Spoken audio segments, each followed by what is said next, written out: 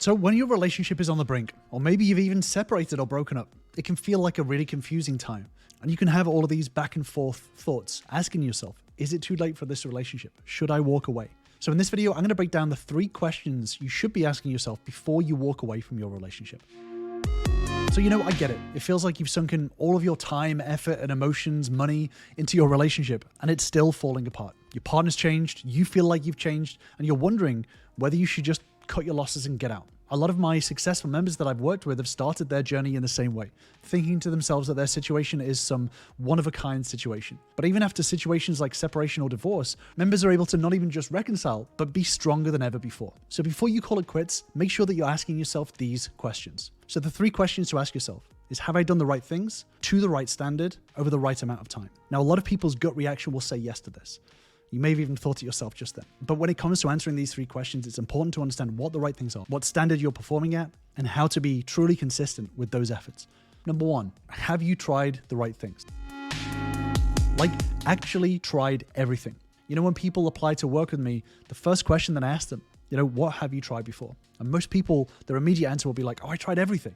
But when I dig a little deeper and I say, what specifically have you tried? Most people actually have tried 1 or maybe 2 things, but not really. So maybe they try like couples counseling, and this is like a 1 hour a week. And then for the 167 other hours of the week, they just continue to do the same thing they've always done. Or they read like a book or 2, like, Men Are From Mars and Women Are From Venus, or, the love languages. Or they buy their partners some flowers and make them a dinner once. And then they get upset when their relationship is still in the pits. Or sometimes they go to the gym or start dressing differently in order to try to rebuild some attraction in the relationship. The problem is that there's so many shallow surface level changes that we can try. And when inevitably these changes fail, we get frustrated because we think that they should be repairing the relationship, but it's still headed in the wrong direction. And this is especially true when it comes to watching YouTube. There is so much light fluff out there that's designed to sort of make you feel good rather than actually be effective in repairing your relationship in a deep, meaningful way. A lot of these YouTube videos are made for a wide audience and simply to give you 1 or 2 light suggestions, but nothing of any real substance. A lot of these can be kind of like the McDonald's of relationship advice. But if you think about it this way, if you want to be a pro basketball player, you can't just watch a couple of videos on YouTube and go, oh, okay, cool.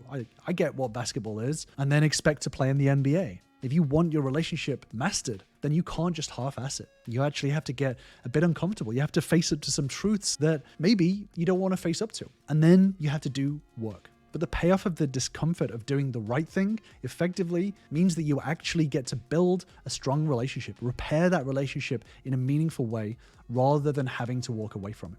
And I actually did a whole video on the slew of shallow YouTube relationship advice, which I'll link to above and in the description down below. So when you are considering walking away from any relationship, ask yourself, have I really tried the right actions? Have I really tried the effective actions? Not simply 1 or 2 little tips that are going to make no real changes. I have many videos on what effective actions are in repairing relationships. And, not to self-promote, but all the videos that I make are based on the same tools that I work with my successful members. So if you are interested in learning effective techniques to repair your relationship, then make sure you are subscribed to the channel for new videos on relationships every single week.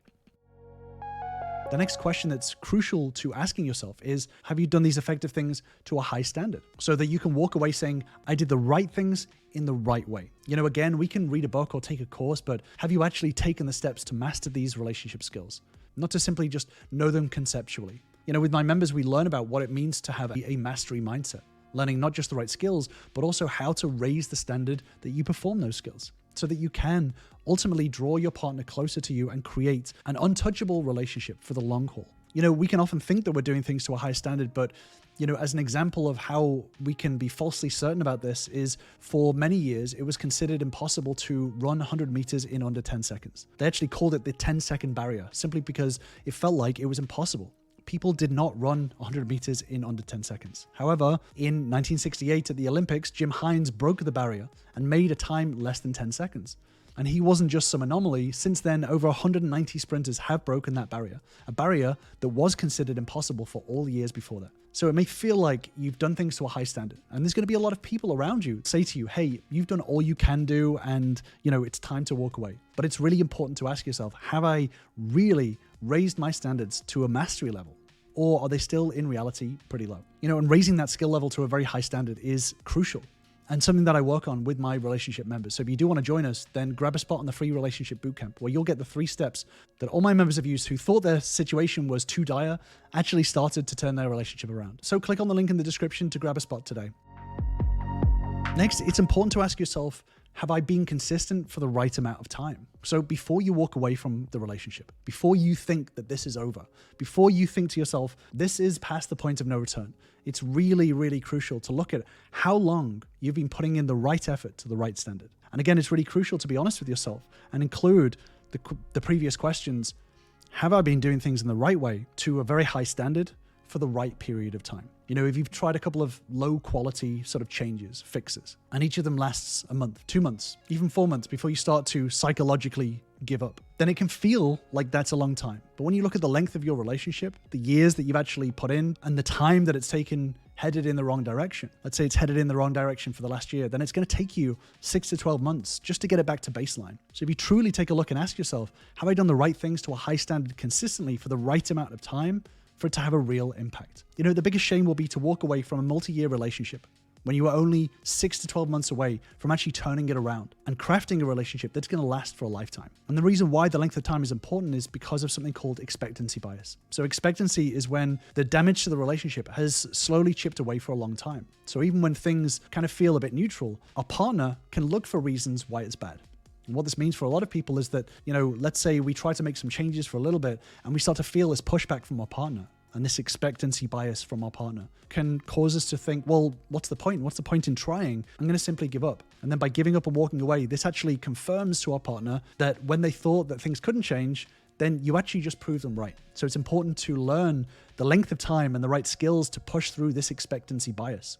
So it's only when you're able to look back and say, I definitely did the right things to an incredibly high standard consistently for the right amount of time. It's only at that point where you're able to walk away. And, you know, there's moments when we can feel like I've tried everything, but we can often fall for our own confirmation bias, thinking that we've done the effective things to the right standard when we haven't. But like I said, the biggest shame will be walking away from a relationship that has the potential to truly thrive simply for the fact that you've made ineffective changes to a low standard for too short amount of time. You know, a lot of my members have come to me wasting years on trying to learn the right tools to fix their relationship, only to be spinning their wheels. And it's only after once they learn what the right tools are, what the right standards are, what the right time length is, that they can actually start to change their relationship and turn it into that thriving relationship that they were aiming for.